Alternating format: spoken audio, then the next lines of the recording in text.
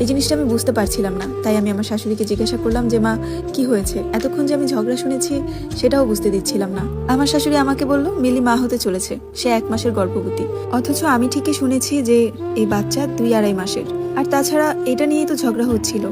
তারপরও আমি তাদেরকে কিছু বলিনি, অপেক্ষায় ছিলাম যে এই বিষয়টা আমার সামনেই একটা সময় ফ্ল্যাশ আউট হবে। আমার ননদকে জিজ্ঞাসা করলাম, আমার ননদ আমাকে চোখের ইশারায় বলল কিছু না, সে আমাকে পরে বলবে।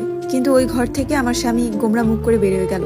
বের হওয়ার সময় আমার কোলে থাকা বাচ্চাটার দিকে একবার তাকালো, কেমন করে জানি তাকালো। মনে হলো যে কোনো কারণে তার ভিতরে অপরাধ বোধ যাচ্ছে। যাই হোক, আমি আর পাত্তা দিলাম না, আমি আমার কাজে ব্যস্ত হয়ে গেলাম। দিন যায় রাত যায়, আমি আমার মতোই। আমাকে সবাই অবহেলা করে। প্রতিবারই মেয়ের দুধ শেষ হয়ে গেলে বাবার বাড়িতে ফোন দিয়ে দিয়ে টাকা আনিয়ে মেয়ের জন্য দুধ কিনতে হয়। মেয়ে অসুস্থ হলে বাবার বাড়ি থেকে টাকা এনে ডাক্তার দেখাতে হয়।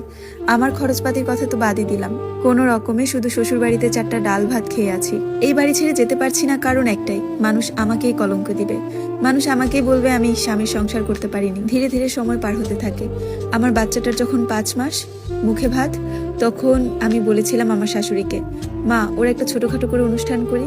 আমার শাশুড়ি না করে দেয়। আমি বলেছিলাম আমার বাবার বাড়ির মানুষদের বলি, সে তাও মানা করে দেয়। অথচ ওই সময় আমার সতীনের 6-6.5 মাসের গর্ভবতী অবস্থায় তারা সাধর করার জন্য বিশাল আয়োজন করে। ওই টাইমটাতে আমার নিজেকে বড়ই বেহায়া মনে হচ্ছিল আমি কিসের জন্য এখানে পড়ে আছি, কার জন্য।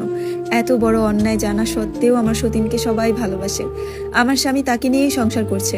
হতে পারে মাঝে মধ্যে তাদের মধ্যে এই ব্যাপারটা নিয়ে ঝগড়াঝাটি হয়, কিন্তু কই এত তো বেশি প্রভাব পড়ে না যতটা প্রভাব পড়েছে আমার মেয়ে জন্ম দেওয়ার কারণে। প্রতিবার নামাজে বসে বসে আল্লাহর কাছে জানতে চাইতাম, আল্লাহ কেন আমার জীবনটা এরকম করলা? কোন কারণে মানুষ আমাকে অবহেলা করে যেতে পারে? কেন আমার জন্য মানুষের খারাপ লাগে না? আল্লাহর কি রহমত! 6-6.5 মাসের সময় আমার সতীন আলট্রা করাতে যায়। সেদিন আমার শাশুড়ি অনেক খুশি ছিল, কিন্তু আমার স্বামী তেমন খুশি ছিল না, চুপচাপ ছিল।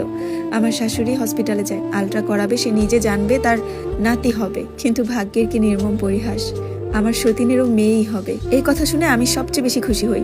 আমার যখন গর্ভবতী অবস্থায় আমি জানতে পেরেছিলাম যে আমার মেয়ে হবে, তার থেকেও বেশি খুশি হই যখন জানতে পারি আমার সতীনেরও মেয়ে হবে। হসপিটাল থেকে আমার শাশুড়ি গোমরা মুখ করে বাড়ি ফিরে। হ্যালো, আসসালামু আলাইকুম এভরিওয়ান। এই গল্পটিতে মেয়ে জন্ম দেওয়ার কারণে কত রকমের অবহেলা মেয়েটাকে সহ্য করতে হয়েছে, সেই সব কিছু নিয়েই থাকছে এই স্টোরিটি। এই জীবনের গল্পটি 3য় পর্ব শেয়ার করলাম। 4র্থ পর্ব পাওয়ার জন্য অবশ্যই ফলো দিয়ে পাশে থাকবে এবং স্টোরিটি ভালো লাগলে অবশ্যই শেয়ার করে দিবেন।